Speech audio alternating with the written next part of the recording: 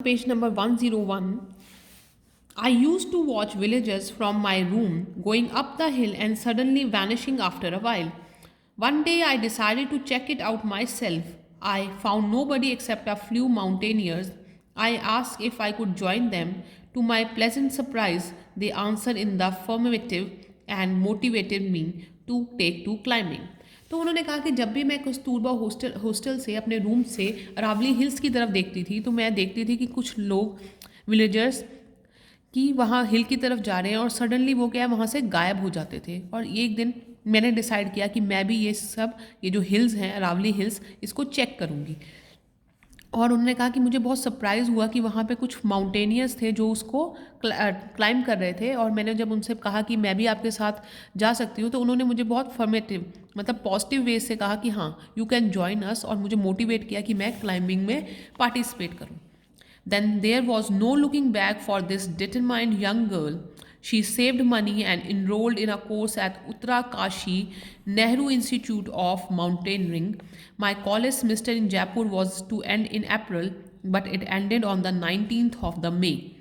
तो इस इंसिडेंट के बाद उन्होंने कभी भी वापस पीछे नहीं देखा और उन्हें अपनी डेस्टिनेशन मिल गई थी कि जो क्लाइंबिंग है माउंटेनियरिंग है वो उनकी पैशन है, उनको पसंद है।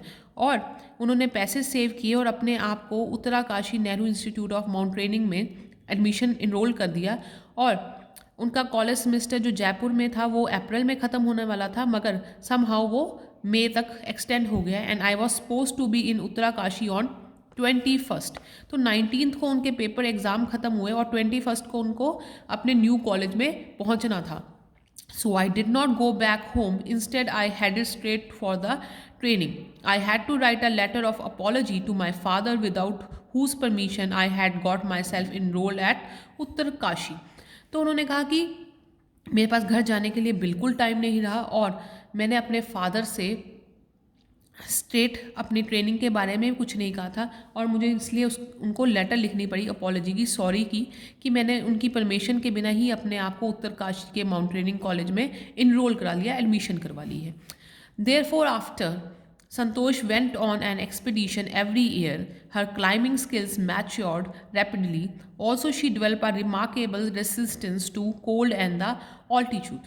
तो जैसे जैसे एवरी ईयर वो एक्सपीडिशन मतलब पहाड़ों की खोज में पहाड़ों क्लाइंब करने जाती थी, तो एवरी ईयर उनके जो स्किल्स थे वो बहुत ज़्यादा मैच्योर हो रहे थे, वो बहुत ज़्यादा जल्दी डेवलप कर रहे थे।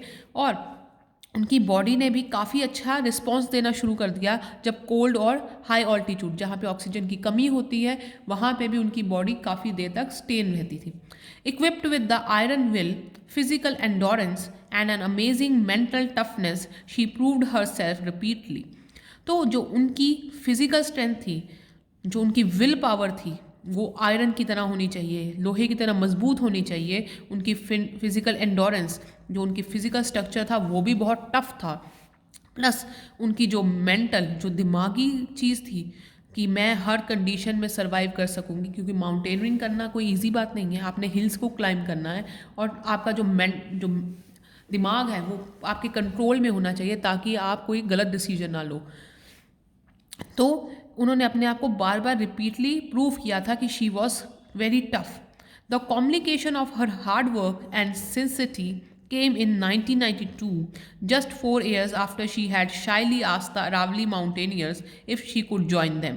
At barely 20 years of age, Santosh Yadav scaled Mount Everest, becoming the youngest woman in the world to achieve the feat. तो जब वो 22 years की हुई, सिंस 4 साल बाद ही जब वो उन्होंने राजपुर महारानी कॉलेज में एडमिशन ली थी, उसके 4 years बाद ही उन्होंने अपनी विल से 1992 में अपने आप को प्रूव किया था कि हाँ मैं भी क्या है माउंट एवरेस्ट पे स्केल कर सकती हूँ।